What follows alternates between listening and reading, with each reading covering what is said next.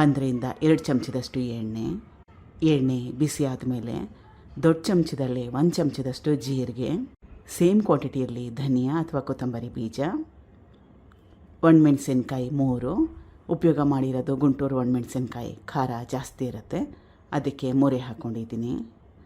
1 ನಿಮಿಷ ಆದಮೇಲೆ ಕಟ್ ಮಾಡಿ ಇಟ್ಕೊಂಡಿರೋ 1 ದೊಡ್ಡ ಈರುಳ್ಳಿ, ಮೀಡಿಯಮ್ ಸೈಜ್ ಈರುಳ್ಳಿ ಇದ್ದರೆ 2 ಹಾಕ್ಕೊಳ್ಳಿ, ದೊಡ್ಡದಿದ್ದರೆ 1 ಸಾಕು.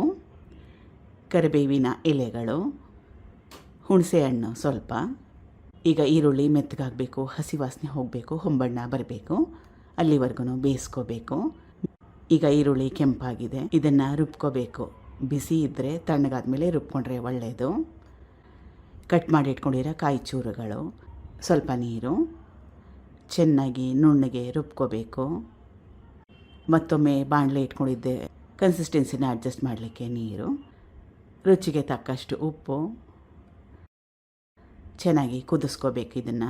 ಈಗ ರುಚಿಕರವಾಗಿರೋ ಅಂಥ ಬಿಸಿ ಬಿಸಿಯಾಗಿರೋ ಜೀರಿಗೆ ಸಾಂಬಾರು. ಕೊನೆಯಲ್ಲಿ ಸಣ್ಣದೊಂದು ಒಗ್ಗರಣೆಗೆ ಎಣ್ಣೆ, ಸಾಸಿವೆ, ಹಿಂಗು, ಒಣಮೆಣಸಿನ್ಕಾಯಿ, ಕರಿಬೇವಿನ ಸೊಪ್ಪನ್ನ ಉಪಯೋಗ ಮಾಡಿದ್ದೆ.